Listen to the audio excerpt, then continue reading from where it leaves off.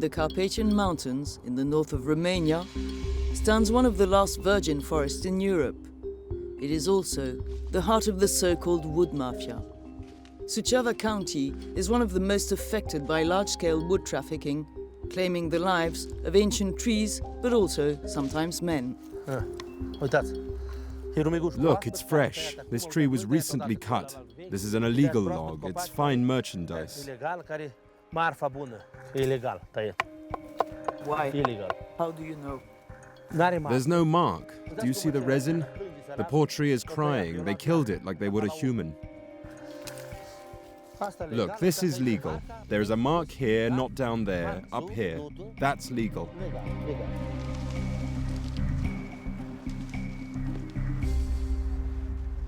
The mafia hide the stumps with branches so they can't be seen from a distance. A scientific report estimates that some 20 million cubic meters of wood are illegally cut each year from Romanian forests. That's slightly more than the amount of legally felled trees. Some of the stolen wood is believed to end up on the European market. Gheorghe, a logger, used to work with the traffickers before turning against them. I worked for 5 companies, big ones. For a tree like this one, my commission was about 10 euros. I stopped because I realized it was wrong. And I wasn't making anything. They were earning millions, and I was paid per cubic meter of logging. The Romanian unit on organized crime and terrorism is now investigating. Fingers are being pointed at a vast network involving all the actors of the wood industry: traders, transporters, forestry personnel, and civil servants. We go to the local branch of the National Forest Management Body, Rom Silva.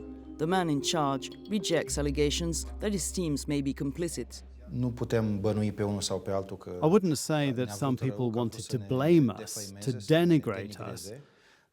But the fact is, they went into the forest ahead of us, and they chopped the trees, saying that it was us, the foresters, who prepared those trees for illegal logging.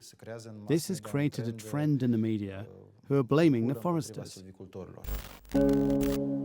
Nevertheless, according to Rom Silva itself, 185 foresters have been physically assaulted since 2014. 6 more were killed.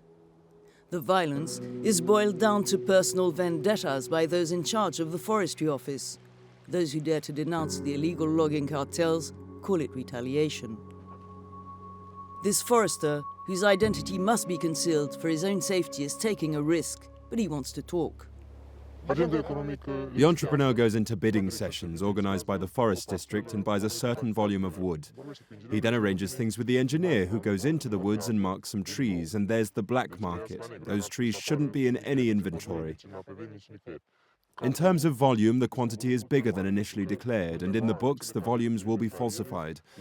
The forester supervises, and not only that, he also sells wood on the black market. It's a system that the head of the Suceava County Forest Guards does not deny. The most delicate aspect of illegal logging is when it occurs with the support or under the appearance of legality. Wood can be laundered by doubling the loads, falsifying documents, forging harvesting permits for areas where there's not enough wood. There are also cases when the foresters do not behave properly. Problem is that these kinds of acts are hard to prove. Evidence is what Tiberiu Boșutar, or Tibi, is looking for day and night. He installed cameras on the main road through his village, along which all logging trucks from neighboring forests have to pass. Using a mobile application which tracks vehicles transporting wood, he reported dozens of infractions to the police. You enter the vehicle plate number and you can check if the transport you saw had legal papers or not. And you can also check in which zone the permits were issued.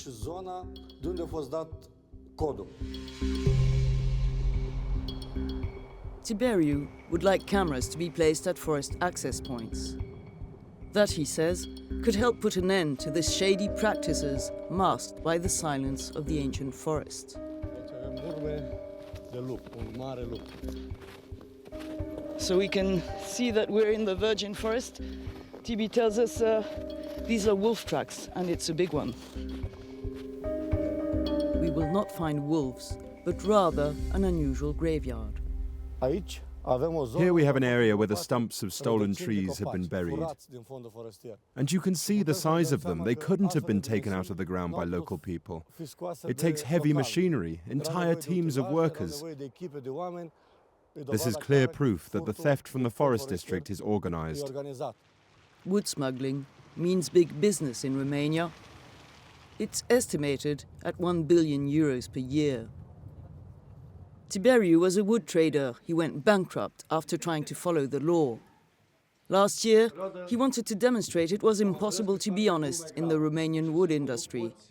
The price of wood in Romania is artificially high right now. And to keep a production unit going, you also need to buy some cheaper, illegal wood.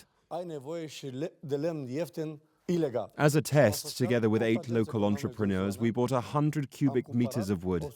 And after covering all the costs, we were left with only half the money we invested. It's impossible to keep a business like this going without using illegal wood. It's a situation that poisons the whole community. Ilya and Dimitri Buksha are construction workers. In their spare time, they used to raise trout, but not anymore. They say the fish pond's water was soiled with mud brought by illegally logged wood, dumped on the riverbanks. We filed complaints and some wood was confiscated from local businessmen. They threw cooling liquid in the water upstream. It got here and killed all the fish. They threatened us and beat us up. They caught us up the road and hit us on the head with clubs. The 2 brothers continue to receive death threats. Fear is never far away, but they won't stay silent. We are afraid, of course, and we hope somebody will come to solve this, maybe from the European Union, someone from outside. Because here in Romania, the mafia is big and everyone is connected up to the state authorities. They all work hand in hand. Last February, the European Commission put Romania on notice over illegal logging, asking Bucharest to hit the traffickers harder or face sanctions.